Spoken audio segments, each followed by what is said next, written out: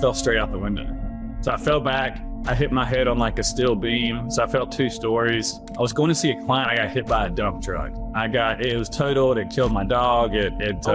Dude. And that's another shock trauma.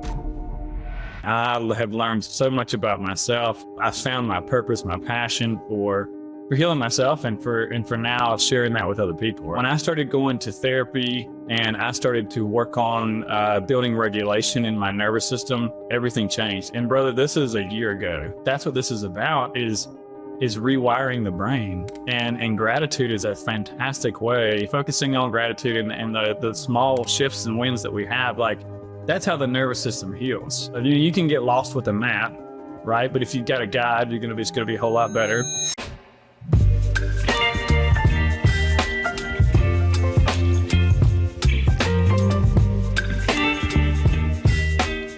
Our guest today is a former corporate sales executive turned integrative health coach. He discovered his passion for health and wellness after battling multiple traumatic brain injuries, Lyme disease, chronic fatigue, diabetes, hormone imbalances, weight loss resistance, black mold, and heavy metal toxicity.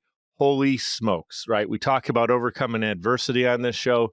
This guest today is a perfect guest to tell his story, and he's here to share his story.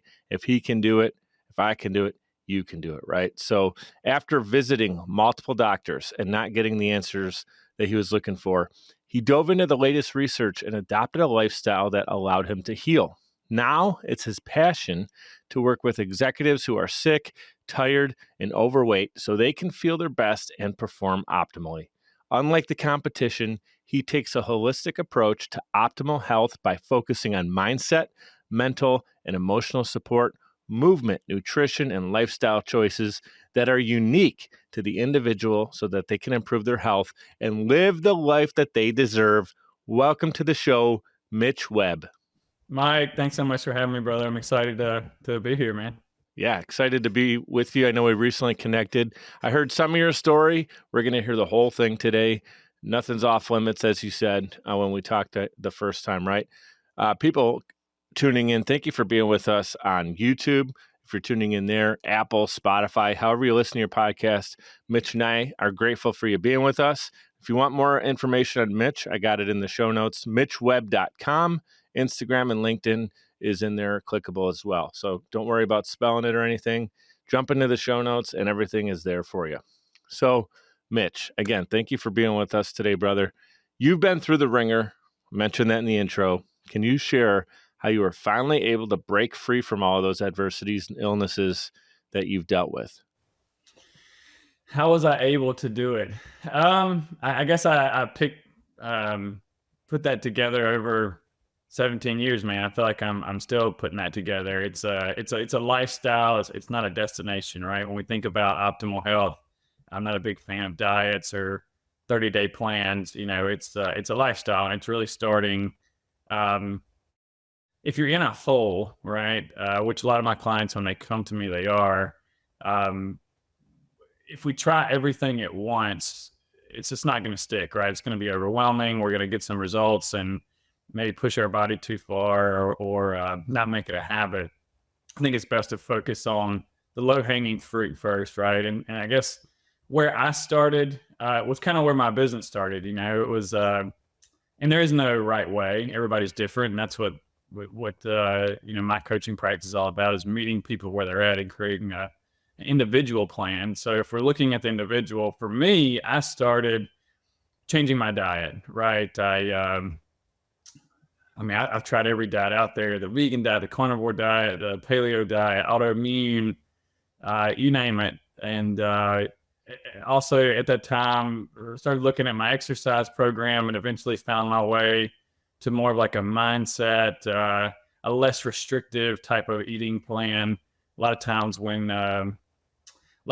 we're doing a restrictive plan, we're trying to control some part of ourselves. And I was very traumatized from all the stuff that I've been through, and I've learned that more here recently, and that's a big focus of what I do as well. Ultimately, that was the root, but that was my route, right? It was food, it was exercise, it's a little bit of mindset, then ultimately finding some balance and really going at that root cause of of trauma healing. So I don't know if that answers your question, but that was my journey. And again, everybody's is different. Well, I think absolutely. I know you call it the health transformation blueprint, right? That's labeled right there, identified in your coaching, the health transformation blueprint. People can check that out on your website. And you just spoke to a little bit of the health and the mindset side of it. But I mean, let's go back a little bit. I'm looking at these notes again. I mean, multiple traumatic brain injuries. It's not like you woke up and had a bad diet and caused brain injury. So you had that. Lyme disease. I'm not even sure how you get that. So I'd love you to speak on that and how you can, like, if someone does have it or get it, what do you do? I mean, fatigue, I understand. You were running yourself thin. The diabetes most likely comes from choices that you make, right? Sometimes it's hereditary, I believe. So have you speak on that. You had hormone imbalances, the weight loss resistance, black mold. I mean, that's just environment, right? And then the heavy metal toxicity. So pick any of those, a few of those, one of those. How the heck, let's talk about the traumatic brain injuries. I mean, what happened there? Just bad luck over and over again? Yeah, let me kind of give you the 10,000-foot view. It is a longer story, so feel free to jump in anywhere you want to. But yeah, it started with a traumatic brain injury. I was 20 years old. I was traveling in Europe. I was doing a study abroad program. It was the World Cup, and we were drinking heavily, and fell out of a second story window. TBI. I mean, yeah, traumatic brain injury. I didn't tell anybody. I didn't go to the doctor.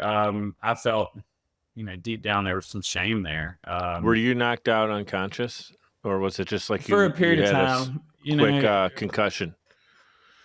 Yeah, I remember falling out, and I remember thinking, like, wow, this is I've had a lot of concussions. Like, I played football when I was a kid.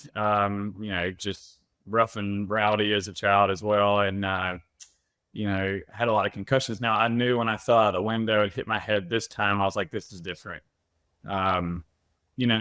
I remember everybody kind of like helping me get out of the window or getting back in the window. Everybody's really drunk, and I went to sleep. Was it just an accident? You slipped, you fell, or someone put? No, I was tipping a bottle back. To be honest, I had two. I was 20 years old, man. Like I was partying. It was a World Cup. Yeah, this is a no judgment zone. We just want. People tuning in, including myself, want to kind of put ourselves in the scene here and see what's going on. Oh yeah, no, I have no problem sharing. I just I haven't described this scene in a long time. So it's funny just remembering that as well. So it was like everybody's back partying, and I had like 2 bottles in my hand, and I was going to put them both in my mouth to be funny to everybody. And I fell straight out the window. So I fell back. I hit my head on like a steel beam. So I fell 2 stories. And but at least you were not alone. I mean, there were other people there. So, but I'm surprised nobody, because it's a party, they probably weren't thinking we're going to take this guy to the hospital. That'll be a killjoy. They were just kind of making sure you're alive and that you were still alive, and that was it. That was your health care. I went straight to bed. And that's like the worst. That's also a big no-no, right? Mm-hmm. Yeah, that's a big no-no. But I will say this, later, talking to neurologists, they were like, this type of head injury, people are concerned about having a stroke. And the reason I didn't have that likely is because of all the alcoholism in my system. So it thinned my blood out quite a bit. And the next day I thought I had a bad hangover and ate all the wrong foods. And that wasn't my only head injury. I had one later down the road as well. Yeah. So do you feel like that was kind of the pinnacle moment where after that happened, it kind of changed you a little bit and you started to go into some bad habits after the head injuries? No, there's never, the bad habits were before that, right? Like I grew up an athlete. When I went to college, I was just a wild man. I was in a fraternity. I was a social chair. I was drinking and partying a lot. Wasn't exercising like I was. But what was the question there? I just blanked. So, you started to fall into these lifestyle habits that were not healthy. Yeah, that had happened right? before. Okay. I realized so I started, I guess the change came after the TBI. It absolutely changed me. And let me pause, like in retrospect now, I know that, so going back to like my root cause was nervous system dysregulation, was trauma in the system, right? And trauma is not the event. It is the dysregulation that comes as a result of that. So your nervous system's chronically in fight or flight. You're never like coming down going into the ventral side of the nervous system, the rest and digest. You're just constantly up. So I started having anxiety and panic attacks and insomnia, and that's called a shock trauma when you have an impact like that, right? It's a shock to the system. Now, does it ever? How does it improve over time? Is it just based on well, health? you have to work on the trauma, and that would be a big focus of what I've been doing in the last 12 months, and something that I'm going to be bringing into my practice as well. That changed my life. It's like when I started having the insomnia and the anxiety, I changed everything. And a lot of things, some things were quick and some things came later, but it's like I had this addiction to health because I wanted to fix myself. And I realized this year, 17 years later, after searching and searching and searching, that I was never broken, that, nothing was wrong with me. But that comes from that feeling of something is wrong with me, comes from not having the proper wiring, the attunement that you would say in the nervous system from an early age. And so when we experience early childhood adversity and then experience a shock trauma, someone who's got proper wiring or good enough wiring is what we would say from their upbringing, they can have a shock trauma and walk away from it. For me, it threw me upside down, right? It gave me what I called anxiety. I didn't know what that was. Before that happened, I didn't have a word to describe what anxiety was, right? That was a label that was given to me. That's why I'm not a big fan of labels. Yeah, I mean, it could seem like a lot more than it is. You just, I'm instead of labels, instead of identifying the problem, let's look at solutions. For sure. And that's what I was about. That's what I think about, like men, and that's what we do, right? We solve problems, and I got into problem solving mode. And granted, it took me a long time to understand what had happened, but it's the greatest thing that ever happened to me. I mean, I have learned so much about myself. I found my purpose, my passion for healing myself, and for now sharing that with other people, right? So it's a blessing in disguise. And over the next 17 years, there was a lot of really, really hard lessons. And, kind of like you mentioned in the intro, like this TBI is just the beginning. Hey guys, over the last few episodes, you've heard me talk about Magic Mind. Well, guess what? I'm not going to stop talking about it because I absolutely love this stuff. If you're watching on YouTube, you're seeing I'm holding it up right here. It's a productivity elixir. And what I love about it is it helps you crush your procrastination. It puts you in this flow state. So everything kind of starts to slow down. You don't get the jitters when you're actually getting energy. You can get more done. As an entrepreneur, you got so much stuff going on, or whatever you're doing in business and life, running around with the family and the kids. First thing I do in the morning is I crush one of these bad boys right here. I love it. It does have matcha green tea in it. So personally, I already like matcha green tea. It's something I drink in addition to the Magic Mind shots every day. It also has nootropics for focus. Matcha gives you energy, adaptogens for less stress, and vitamins for immunity. I absolutely love this stuff. With Magic Mind, you can do more and stress less. And here's the thing, I love it so much, I want to pass along my savings to you, so you can use my discount code. MikeDup20 will save you 20% off on your order. You can get the link if you're on YouTube, go to the description. If you're listening to this on the audio players like Apple, Spotify, Amazon Music, check out the show notes. It's clickable right there. Use code MikeDup20 and you'll save 20% off. Again, Magic Mind, do more, stress less. And let's get back to the show. Yeah, you had Lyme disease. Where does that fall in on the timeline? Oh yeah. So the next thing happened. So I go get MRIs, and everybody, you're fine, fine. And they gave me medications. I started taking benzos, and that would help me sleep. And I kind of went about my way. And I had anxiety, but I was managing. It was really the insomnia that was worse. The anxiety would get worse with the insomnia if the insomnia was bad, and the pills, they helped me at the time, right? And so I get out of college, I go into the workforce. My family owns a commercial printing business. And so I was doing corporate sales, and a lot of stress, there. And we moved into a house that had black mold in it. Okay. That's common here in the South, moisture and heat, humidity. This is a silly question. Yeah. I know you can see it, right? But you guys I could not see it. Okay. Yeah, I couldn't see it. Now, Was I it went like to, under the floorboards and there's really not basements down south typically. yeah, Did you guys have a basement? it wasn't in the basement. It was No. actually how I found it was interesting. I was going to see a functional medicine doctor, and functional medicine is root cause medicine. They're looking for the root cause, and I go in there upside down. I can't sleep. I'm moving to the house of black mold. Everything got exponentially worse, and that is when I got Lyme disease, and I got it different. Um, So you believe they're connected? oh, absolutely, Wow. absolutely. So it's different though. So like Lyme comes from a tick bite. It's a tick-borne That's what I illness, thought. right? Yeah. And here's how it happened for me is, you hear my accent. I'm a country boy. I grew up in the woods my whole life, and I had tick bites all the time. I'd come home from walking in the woods and pull off 5 or 6 ticks, no big deal. But when I lived in the black mold, which it was in the walls, it was under the floor. I found it eventually. They had moved us out and remediate all these things. Um, when I went to the functional medicine doctor. They were like, "Hey, check for mold." And I was like, "Man, I live in a nice house." I was renting. It's not mine, so I didn't know the house. But it looked good, right? And there's no visible mold, of course. And they kept saying that to me. They couldn't figure out what's going on. Hey, check for mold, check for mold. And I left and just happened to hear a commercial for at-home mold testing.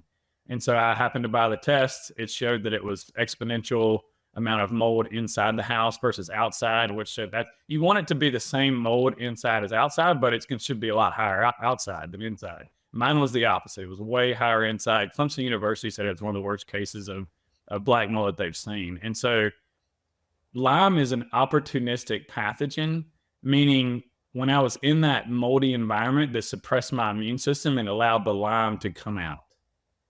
And even now, if you did a test for me, I imagine it would show that it basically shows that my body has overcame it, right? That it's like dormant or dead or who knows in my system.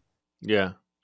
Now, what are some of the symptoms of Lyme disease and how sickly can someone be? Sounds like you're bouncing back from it. Is Lyme disease also deadly? You can tell Yeah. I'm a little bit ignorant, and I think Oh, yeah. sometimes it's good to admit ignorance, and then that way we can learn. So Yeah, for I'm sure, learning. man. Absolutely. Yeah, Lyme's nasty, man. It can get into your brain. It depends on, do you have acute Lyme, like you have a bullseye rash on your skin or you got bit. I've never had a bullseye rash. And then somebody's typically going to take something like doxycycline, antibiotics, and they can get over it. And then long-term Lyme is when you don't treat it quickly and it starts to get into the tissues, into the brain, and can cause all kinds of neurological symptoms. I mean, man, that's where I fell in love with health, is like seeing people come into the doctor, and I saw a guy like drooling on himself in a wheelchair, and they plugged him up to an IV that, gave him some antioxidants, supported his liver, some energy stuff. And this dude stood up and was walking around the room.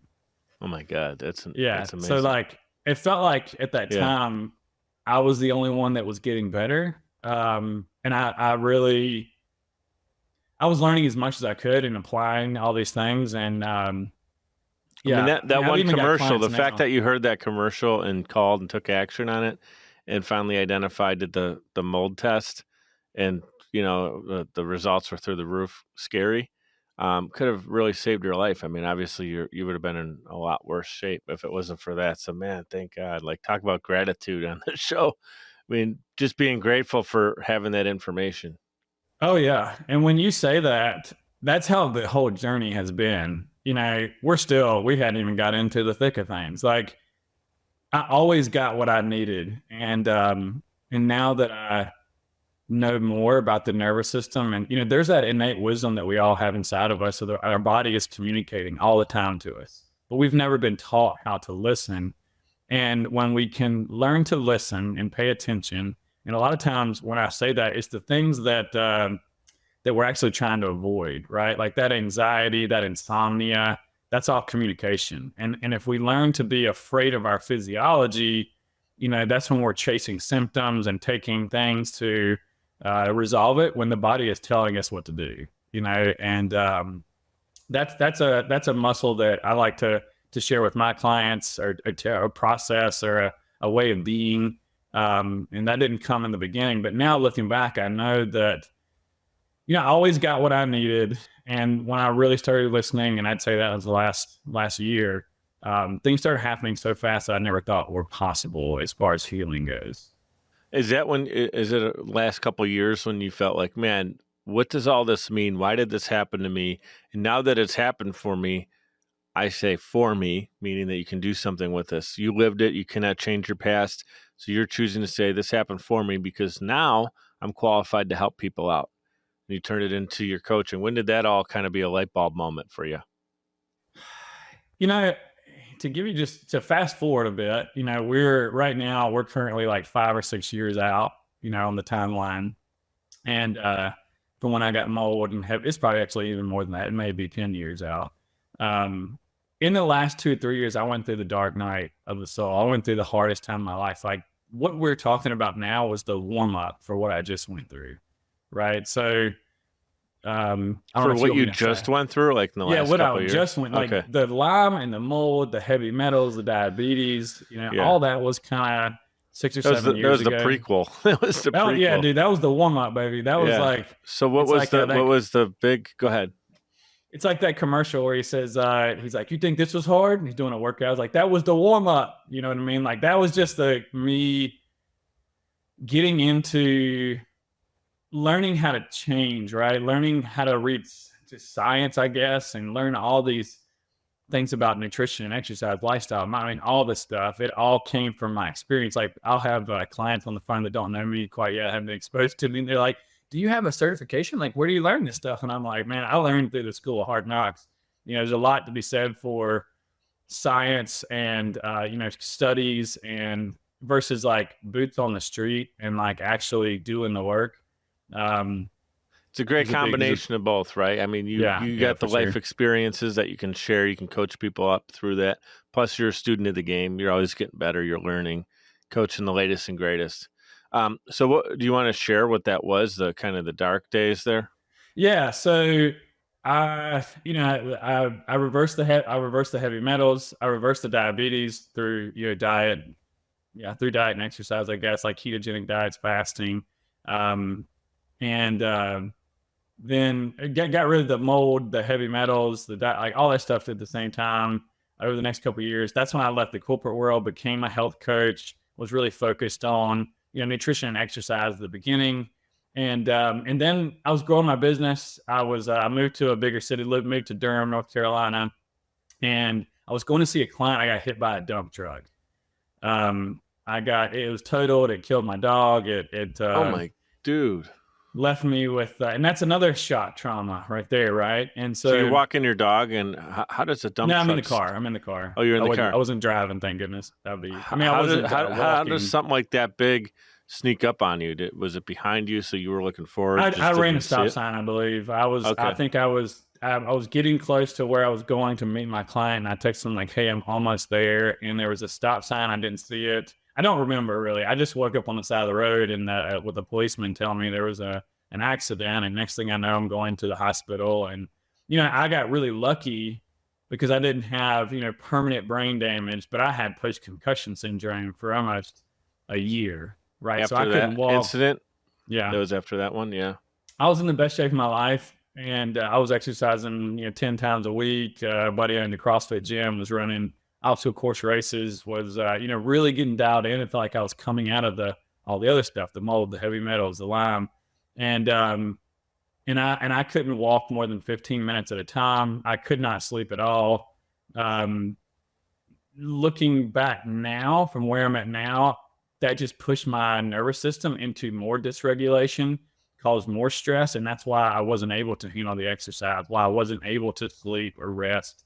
And, that was a long road of recovery there. Was the sleep related to a lot of pain and discomfort, or just your brain was in like trauma mode and it just couldn't rest? Yeah. Nervous system dysregulation, just fight or flight all the time, never coming down, constantly living up there. And, with fatigue and all that as well. So you must have had like a ton of chemical imbalance too, which is causing all of this. I mean, it seems like, yeah. Yeah. When you say chemical imbalance, that, that like if your body's wired like it's always in your go mode, because like it's in flight or flight. I'm sure that there's different things that are related to it too. Yeah, yeah, and just lots of stress, and so I wasn't able. If you come to like if you're going to go into rest and digest, that's where we recover. That's where we sleep, and my body never went there. Are you able to do that today? I'm starting to come down from that. I've been working really hard on that the last year, and that's where my latest passion is. But let me kind of tell you what happened next. So I go through a year of post concussion syndrome. That's where I really got into mindset. I started working on some of that stuff. Was doing like really long meditations and really trying to manifest my own healing. And I feel like I did. And so I got better. And then I got COVID. I got long haul COVID though. So, Likely it was like because your immune system just wasn't ready for the fight. Well, yeah, like all that dysregulation, in the past, like, even during like the Lyme, the mold and all that stuff, like if I had some kind of sickness, I could do a 24-hour fast and I would get over anything in 24 hours. When the COVID hit me, and this is in December, before we had like shut down in like April, right? So COVID really hadn't came to the United States yet. And that's when I got it. And it was like this terrible flu. It lasted for like 2 weeks. Like I'd never had anything for that long. But I just never got better from it. I had so much, but that's where the chronic fatigue came from. So I had tons of fatigue. It really messed up my gut and my hormones. The doctors didn't know what to do. Like now we know how to treat long haul COVID a little bit better. And long haul COVID just means that you're dealing with symptoms for a long period of time. So I had mitochondrial issues, energy, I had gut issues, hormone issues, all of that. And at the time they looked at my hormones and like, hey, your testosterone's low. They gave me testosterone. They gave me way too much. That was a big problem. I didn't sleep for 3-4 months because of that. Because of the not sleeping, I had a thyroid issue. They put me on thyroid medicine. That was a big problem. What were you doing at this time? Were you coaching already at this point, or were you? I was coaching, and I remember at that time like hopping on a call and then going back and laying down afterwards. And I was like, I was doing everything that I could. I was throwing the kitchen sink at it. I was detoxing and getting and feeling good like during the detox. Different cleanses and things like that, which are, in my opinion, were probably hurting more than helping. But I was trying everything and just nothing was working. Yeah. So you're officially over the long haul COVID? Yeah. And then I got it again. Oh my God. How was it the second time? I ended up having it 2 or 3 times myself, but for me, I was just dealing with it like 1 week at a time. I didn't have the long version of it. I had it another year after that. So 2, 3, and I had got a third time, to be honest, like a third time again. So I had about 3 years of long haul COVID symptoms that just, I didn't know if I was going to make it, man. I lost 40 pounds. I went down to under 150 pounds. I didn't exercise for 4 years after all of that. And, yeah. It's one way to shed some weight. Just give me long. Oh my God, man. That's horrible. Oh, I couldn't eat. I was starving and not able to eat, anything more than like liquid, like protein shakes and stuff like that. Right. So how you doing today, man? You look good. You sound good. Yeah, so much better. In this last year, that's when we started a local men's group here in the Raleigh area called Men on a Journey, and it's just a group for men to open up, to be vulnerable, to share what they're going through, and have a support system in a safe place to just discuss the things that us as men go through. And is that open? Like you guys taking anybody that's interested? Oh yeah. It's free. We can link that too. Yeah, we'll link it. And for people listening, it's the second Thursday of every month. We do it near South Point Mall, and people can reach out to me and I'll connect you with the group, and it's constantly growing. So we'd love to have new people join us. Cool. So it's an in-person only right now? Yeah, in person. We did a remote, and it was kind of clunky, and we need to rethink that if we want to do that. But right now we're thinking about, we may even have a second location going down. So there's one in Raleigh and Durham, because we've got, we've got a WhatsApp group that we've got going. We've probably got 40, 50 guys in there, and anywhere from 20 to 30 guys show up every month. Mm-hmm. So let's do this. I want to bring us to, how this all led you to what you're doing today in your coaching. We're going to take a quick couple-minute time out. We're not going anywhere. We'll be right back with Mitch Webb. We're going to give some love to our sponsors. Podcasting is a great way to engage with your audience and stay consistently relevant. The only problem is you don't have the time or desire to produce your own show. You simply want it done for you, and that's where Social Chameleon comes in. All you need to do is press record and upload the files. We'll handle the rest. From planning, production, post-production, distribution, and digital marketing, we have you covered. We realize that times are tough and funds are tight, and Social Chameleon believes in building supportive business relationships. By clicking on the link in this promo, we'll provide you 7 free podcasting tips to get started, as well as a free 30-minute online consultation. This is the perfect opportunity for entrepreneurs, keynote speakers, industry experts, influencers, and anybody who has a personal brand. With Social Chameleon, we help you build a brand that is out of this world. We're ready and waiting, so what are you waiting for? Click on the link to get started today. Hey guys, it's Mike. I'd like to give a proper shout out to Navigator Bookkeeping. Look, for a long time, I ran my business without really understanding the full financial picture. I used my gut and my bank account balance to make decisions, which led to some poor choices and constant stress over my business's finances. I knew something needed to change.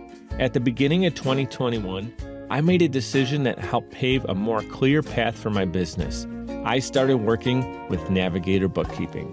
Since then, my bookkeeping has been handled for me. I now understand the full financial story of my business, making important financial decisions much easier now, and it helps me plan for where my business is going. I highly recommend giving Navigator Bookkeeping an opportunity to help your business. Check them out at navigatingyourbooks.com. Again, that's navigatingyourbooks.com. It's time to know the full financial story of your business. All right, we're back in action with Mitch Webb, and remember, you can connect with him on social media and also his website. Got those in the show notes for you. Right before the break, we were talking about some of the more recent struggles and just adversity that Mitch was dealt with. And man, you went through COVID multiple times, just getting over Lyme disease. Years ago, your body wasn't quite up for the challenge. I'll tell you this personally: my father passed away with COVID because his immune system was so bad. Had it been a couple years prior, he would have been fine, I think. Had it been a couple years later, he would have been fine because then the medicine got better and the system got better. He was in the hospital during the height of panic and frenzy, and you couldn't go visit him. I didn't get to say goodbye to my dad. I thought he was going to come home, and we get the phone call that he passed away in the hospital. Damn, so that's tough, man. I'm sorry to hear that. Thank you, brother. But just to hear that you struggle with it as long as you did, plus you didn't know, like, if it didn't get better, you would have been, on the track in the wrong direction yourself. So you finally pushed through all that. And I want to ask you, can you share how your experiences, how that turned into now your approach to working with clients, working with a lot of entrepreneurs like myself that are doing, many different things, and they're running businesses and they have a family and they may be not taking care of themselves properly. So launch us into that. Yeah. So with that meeting, the first couple of meetings with the men's meeting, I shared some things that some guys in the group were like, and I was reading the book, The Body Keeps the Score. Okay. And that talks about unresolved trauma and how that gets stuck in our body if we don't process it. Emotions are meant to be released. But as a society, we hold them in. So I was carrying all of these traumas from early stuff to these shock traumas, and this holding this unresolved tension in my system was what was causing the illness, right? And so I was starting to understand that with the book, and I was sharing some personal things that were going on. And I had a guy pull me aside at the end. He goes, "Hey, you're reading that book, The Body Keeps the Score?" I said, "Yeah." He goes, "That's you, man." And I was like, "What do you mean?" He goes, "You got a lot of fucking," I don't know if I can cuss on here, That's fine. Yeah. You got a lot of trauma. And I immediately started seeing a therapist. I found my way to Irene Lyon's courses on trauma. I've taken the 21-day nervous system tune-up, and now I'm starting the Smart Body, Smart Mind. It's a 12-week program, and I'll be doing a teacher training after that. But when I started going to therapy and I started to work on building regulation in my nervous system, everything changed. And brother, this is a year ago. And just to give you like an overview of what changed, I have gotten off of thyroid medicine. I've gotten off of testosterone. I got rid of the sleep medication. I gained 40 pounds. I started exercising again. I got my energy back. And, you know, every day, every month, you know, it's getting better and better. It probably feels like it was such a long time till you felt like yourself. You probably don't even remember what normal felt like. Yeah. And I'm getting peaks of that now. Like right now, I just stopped taking testosterone 5 weeks ago, like testosterone replacement therapy. So there's lots of hormonal changes and shifts going on now, right? But I'm trusting the process. I'm trusting that my body knows what to do. I'm trusting that I'm okay, and I'm bringing that safety on board that I never had growing up. You know, my whole life I was reacting from fear. I was orienting from fear and from, you know, just not feeling okay with me. And no wonder I got attracted all of these illnesses. And it becomes a slippery slope. Things just start to compound on top of each other, and you got bigger problems to take care of. I think that happens with people too. With you hang around the wrong crowd, they all have problems. They become your problems. Your problems continue to weight on you, and it's really hard to kind of break free from it. Someone tries to break free from an environment, that environment always wants to bring you back into it, right? You become this weird outsider. It's what we know. It's what we're familiar with. Really great that you're in a community of other men that support you and listen to you. And again, I mentioned it on this show. It's a no judgment zone situation. Same thing there. If you want to talk on the importance of community, I mean, I don't know, you know, other personal friends and family that you have in your life, if they've been able to help you too. I haven't really heard too much of it yet in your story, but maybe you just haven't shared that. Talk about community and how that's helped you in a big way. Oh yeah, no doubt. Yeah, I mean, just, you know, what I hear from the group, two things. Like, we just ask on a scale of 1 to 10, where are you at today? And they can elaborate. They don't have to talk. They can just listen. But you know, the number has exponentially increased, the average of the group, I would say. And that's because just knowing that somebody out there is going through something similar or exactly what we went through, they may have resources or some ideas to consider. You know, it's like, when we're going through something tough, we feel like nobody else understands this. Nobody's ever been through what I've been through. And, you know, it can be a really lonely place. And if we think that we're broken and we can't be fixed and we don't see any solutions, you know, that's a really dark place to be. And we kind of get tunnel vision, right? We think the worst things. You know, if you're like me, go to the deep end of the pool. And just coming in and kind of sharing that with a community that is not going to judge you. I love the judgment-free zone stuff. You know, and they're gonna say, hey, yeah, man, I've been through that too. You know, and here's some resources here. Here's how I did it. You know, you just see people just unwind at that meeting because they're pouring out. You know, they're pouring out whatever they're carrying, and they can kind of zoom out a little bit. You know, so maybe they're not feeling so triggered anymore, and they get that little sense of like, hey, I can do this and I've got support. You know, I know that I've reached out to guys in the group through specific issues that I was going through in business and personal life, and had mentors and mentored other guys. And that's what it's all about. You know, we lift each other up, and we all have each other's back. Yeah, it feels good to be able to get stuff out that's stuck inside you. That kind of, it's painful. It's things that you know is going on, maybe nobody else, and you just bring it out to someone. Now it's in the light, and I feel like things can be handled like it's literally, you know, you talk about the light fighting darkness in many ways. I mean, once you put the light on something and expose it, then you can handle it. If it's something that's really dark, evil, if it's evil people and you expose them, now you can take care of it. You know, lately I've been talking a lot about like child trafficking and the fact that that's come up with Sound of Freedom. And I interviewed the original executive producer, Paul Hutchinson, on the show, and he shared the story. And it's like, you got to shine the light on it. Well, in your own personal life, same thing. If you let it hide in the corners, just like, you know, like Lyme disease, it might be there, but all these other things trigger it, make it worse and worse and worse, right? So community is super important. Also, I'd love you to share some of the things you're doing now that you incorporate into your routine to help you with your health, mental health, especially, and also your stress management? What are you doing on a day-to-day to help with those two things? So with stress management, that's a stress management is one way to say it.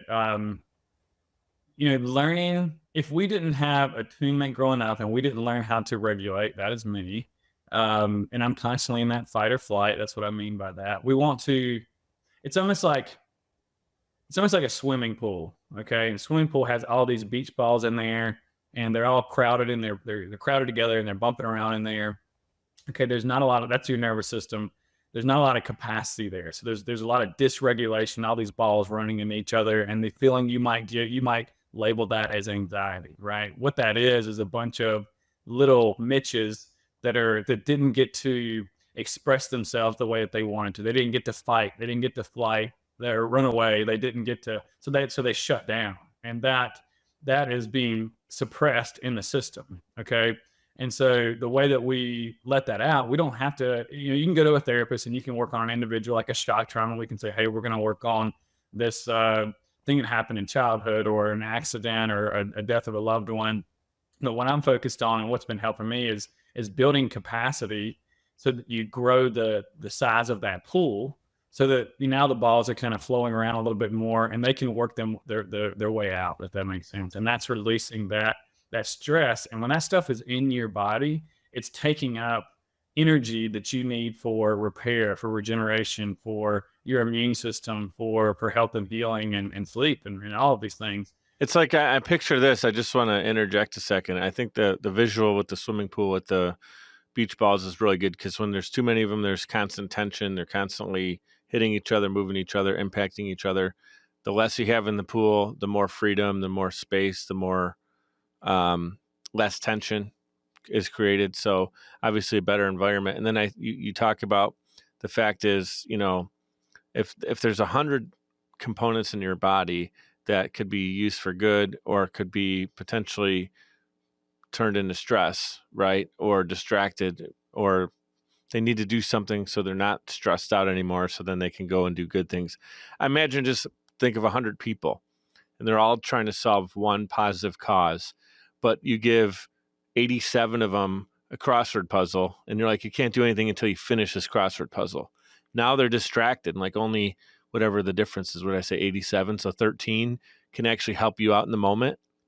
And then eventually some of those 87 are like, I'm done. And then they can come and help out, but like they're freaking distracted. Right. So, so you have to be, once you know that, you can start doing different things. You talked about, did you want to finish your other thought? And I have another question to follow up on that.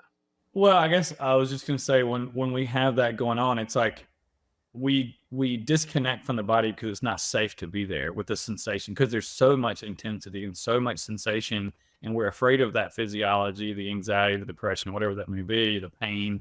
We learn to almost disassociate from that. And, to regulate is to reconnect with the body. And that's as simple as feeling your butt in the chair. We can do it for the audience while we're sitting here real quick. Feel your butt in the chair. So, notice what is supporting you. Maybe the ground is supporting you. And can I also look around in my environment and just kind of orient to where I'm at and know that I'm safe. And then can I notice my breath? And it's not to change my breath, it's to be with it. And that's what it's about. And the more that we can be with our physiology, the more that we regulate and build capacity in that nervous system and that feeling that we used to label as anxiety, it gets better and better over time. Mm-hmm. It's awesome. And then I don't really know much about shock therapy or treatment. Can you talk about that and your experience with it? And when do you recommend that? So when you say shock treatment, you mean shock trauma? Shock trauma would be defined as like an accident that shocked the system. Is that the question that you're asking? Yeah, I wasn't too familiar with it. I know that isn't there like a therapy or treatment called shock treatment. That's not. Yeah, I think that's like something from like the 50s where like right. Okay, that's what I thought you were talking about. I'm like, bro, I don't know if that's really that good for you, but I'm not telling you what to do. Trauma is a trauma that shocked the system. So when I was in a car accident, that is a shock trauma. Right, I understand. So it's something that came out of nowhere, and I actually learned something about this yesterday. I was doing some body work I was in the course, and we were exploring different movements. So whenever we have a shock trauma, the way that we get out of that is through um, somatic experiencing. And so these shock traumas, it's kind of in the physical body. And when I got hit by the car accident, it was by the car in the car accident, it was on the right side. And it's like I've noticed in the last couple of days, when I want to move to the right, there's almost like this sensation that says like no. And I've got a lot of neck pain that I'm discovering that I didn't even connect to.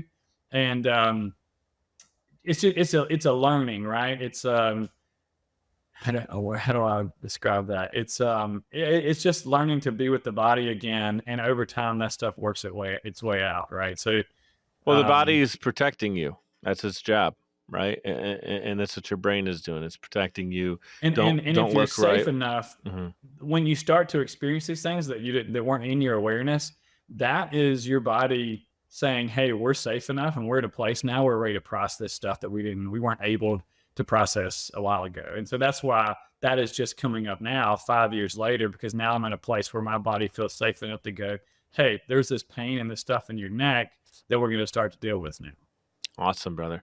So someone comes to you right now, client, friend, someone in your group, buddy that you run into at a restaurant. I mean, you just talk to someone and they're like, man, I'm really struggling right now with weight loss or maybe a chronic illness. They're not sure where to get started. What would you recommend?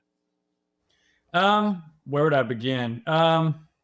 You know, I think diet is a great place to begin. It really depends on.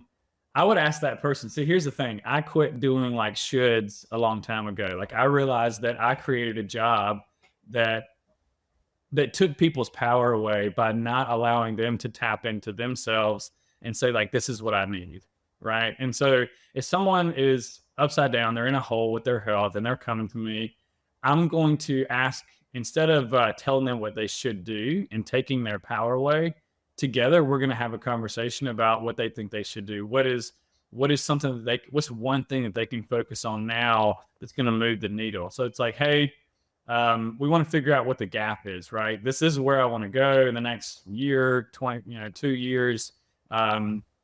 This is what I feel like I should do. And it's like, what would be let's see, this is what's in the way. So what's the obstacle? That's the gap. So this is what I want. What's preventing me from getting that now? And if I didn't change anything, what would move the needle the most? Right. So like that may be, and you get those questions, it. I don't need to tell you that. Right. So it's just getting you to go like, man, I think right now, like if I worked on my diet, that'll be good. Or, I just need an exercise program. Or, man, my mental game is just really off. I'm constantly stressed and I can't take action because I'm just still frozen all the time. Right. That language that we're going to have is going to allow me to go, okay, based on what you're saying, your goal here, this sounds like the low hanging fruit. So let's start here. So that's why everybody is different. That's why, yes, I have the health transformation blueprint and I have all these amazing tools, but I used to go like, hey, here's the sequential steps that we're going to go through. We're going to start with mindset. We're going to go to nutrition, and then we're going to do this. That's bullshit. Like that person may not need that, So who's to say what worked for me or the person I coached last is going to work for you, right? So let's tap into our own intuition. Let's get grounded and calm enough that we can listen, and then let's create a plan together, one step at a time. And sure, there's hybrids where it's like somebody's working on some mindset or some or calming some of their stress, and then they're bringing in a new diet. But what I would say is everybody's different, right? And we don't want to overwhelm anybody. And so it's kind of that James Clear approach, that 1% better every day, and really understanding what's the goal, what's the obstacle, what's going to move the needle the most right now. Yeah, it sounds cliche to say, but like trust the process and then obviously progress, map out your progress or track it. Otherwise, you don't know. I mean, you could be going in the right direction and making progress, but if you don't track it, you're not even really aware of it or noticing the physical or the mental improvements because you are moving. Things are always moving either towards your goals or further away from your goals, right? It's typically not stagnant. But we don't always like feel it until maybe we get to the finish line. We see the big ribbon that we run through, right, for the cover of the magazine. But like all the moments to lead us up to that, like it's important. That's why having a coach is so important, because they identify it. And what I would add there is it's not, the journey is the fun part. Like getting your outcome, we want to stay focused on our outcome and enjoy the process and celebrate those little small wins that let us know that we're on the way. And that's why my clients, they'll hold, I call it the book of proof. And it's just like every time, like first thing we get on the call, and it's like, hey, what's went well this week and why? So we want to understand, what did I do and why am I here? Why am I seeing this shift? Okay. And write down the shift, right? And then you celebrate. That tells the brain and the reticular activating system to go find more reasons to celebrate. And then it justifies, or it allows us to see that we are making progress. It lets us know that we're on the way. Yeah. It's that importance of gratitude. It's something that I talk about a lot on the show and practice in the morning, at night, and it just resets your brain and your soul again, into a place when you're feeling genuine gratitude. You're in a place where doubt, all those negative feelings don't exist in that moment. So to experience that for a longer period of time, or to train your system to feel it and really feel it, is super important. And so that's really well said. Yeah, feel that progress, track it, make sure you, when you share it at the beginning of a call, really, really good, for people to feel it and not just say it out loud, but actually experience it. Yeah. And that's the thing, is we have to, like, for me, I had such a victim mentality. And when we experience that stress early on and we're wired for stress, we are constantly going to be looking for what's wrong and what's wrong with me.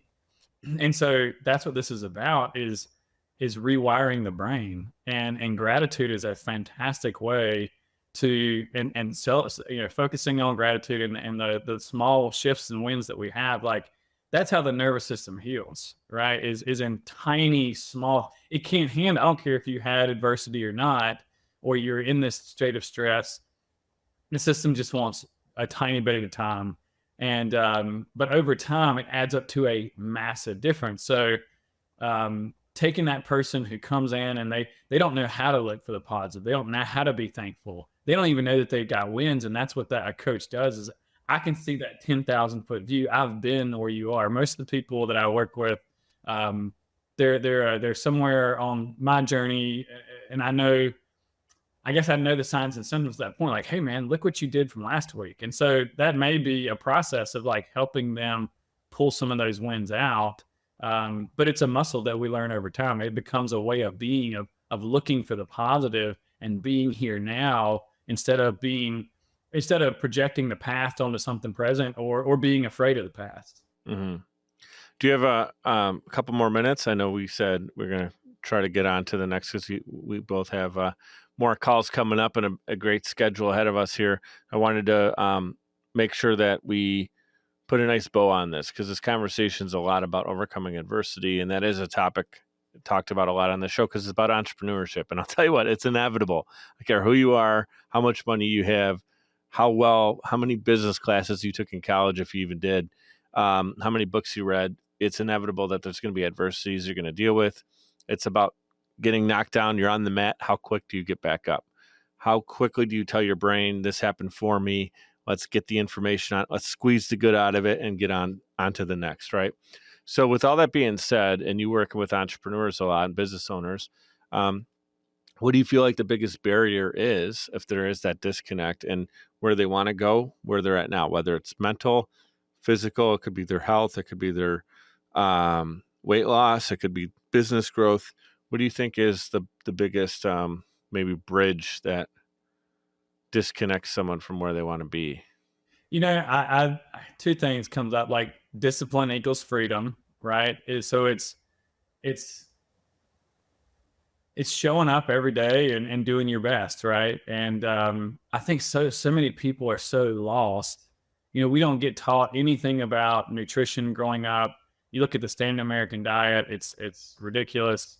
We look at the pharmaceutical industry, the food industry, marketing and food on every corner, and fake foods, fake environments.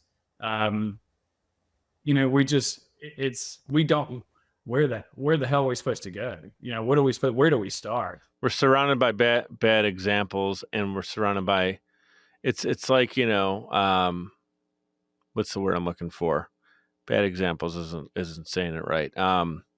Influence, like the influence is all around us. There's fast food at every corner, but there's one health store in every 30-minute drive, but there's like 75 fast food opportunities in every 30-minute drive. Like, why is it so out of whack, right? But the thing that you just said, I don't want to overlook it. It's super important. I think probably out of this entire conversation, there's a lot of weight in this conversation from your story. But the thing I want to leave our audience with is how you chip away at it is discipline.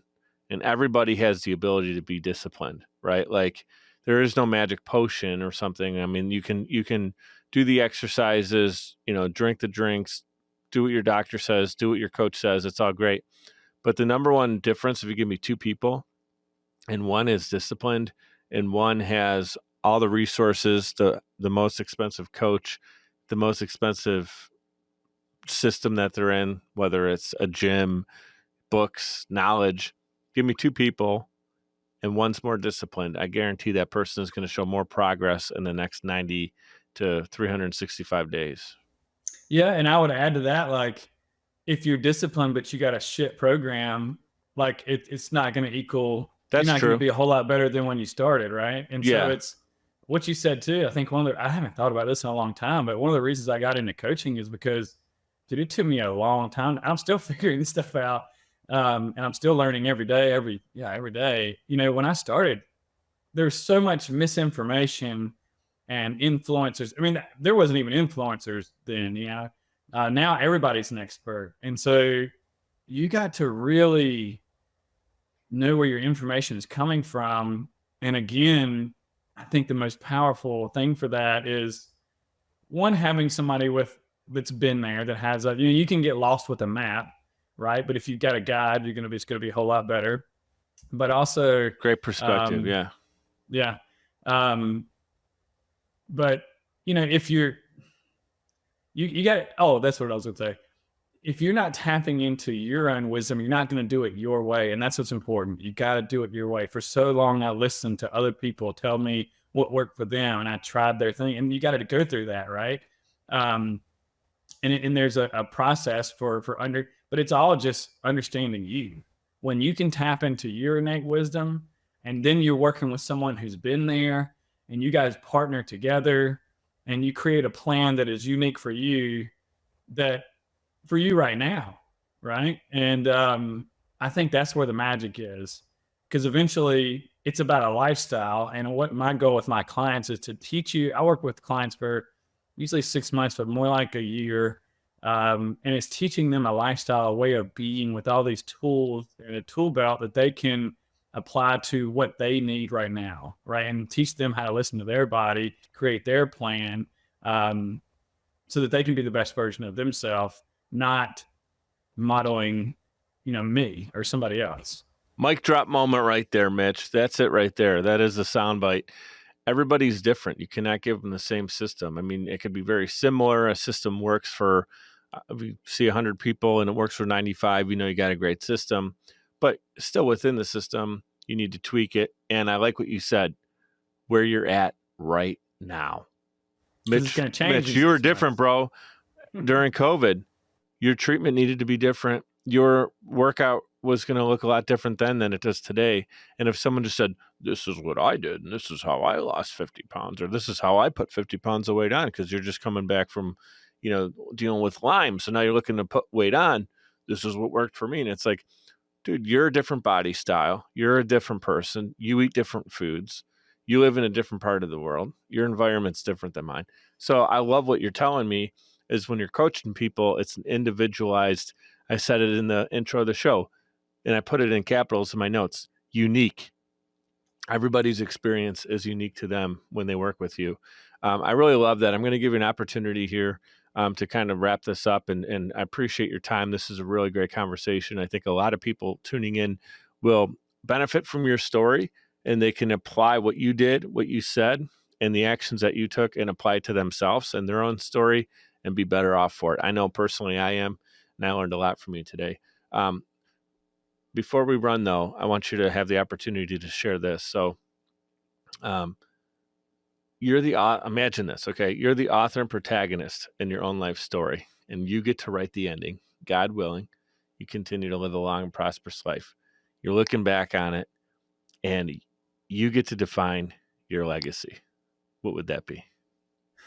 Man, I'm not a big legacy guy. I don't, and that's what I've learned this past year is that I am enough right now, right? That I'm good, that I love me, and I'm doing the best that I can to enjoy and experience all the amazing things that this world has to offer. I think you can look at it as a positive or a negative, and but I just I'm just here to live and experience and do my thing and hopefully help some people along the way, right? Like that's definitely what I'm passionate about, and if I can do that along the way, then I'm gonna be stoked.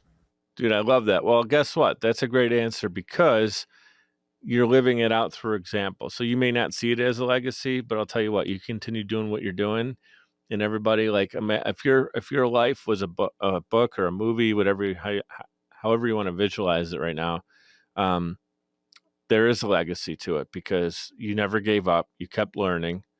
One thing I learned about you just today is that you always were resourceful, and you were down and out and you were resourceful. You were down and out and you still were looking for better answers. It wasn't until recently, it sounds like, that you really had a community. So in the darkest moments, you were still willing to make those little daily steps to get better. And then you were dealt with more. Like, you got through it, and then you get COVID. And you got through it, and then you got COVID. So I'd say your legacy is freaking perseverance on like capital letters, like, in your face, brother. And I know you're being humble, but I just want you to know I really appreciate you. I appreciate you sharing your story. I feel like you got a lot more story in you, obviously. I mean, you're still a young dude. So keep doing what you're doing. And that is, there's kind of like two different people out there, styles of people. There's people who love, talk the talk and walk the walk, right? And I feel like you're doing a great job of really walking the walk. Your examples, actions speak louder than words, and you're a great living example of that, bro. Thank you so much for being on the show. Thank you, man. I really appreciate that. That means a lot, and I appreciate you having me on. It's been awesome. Get to share my story, and hopefully your audience will feel the same way. I mean, yes, sir. Grateful for you being on here. And I leave every episode inspiring our audience, again, to be brave and bold in pursuit of your dreams, and to remember to do two things: be great and be grateful. Thank you guys so much for tuning in.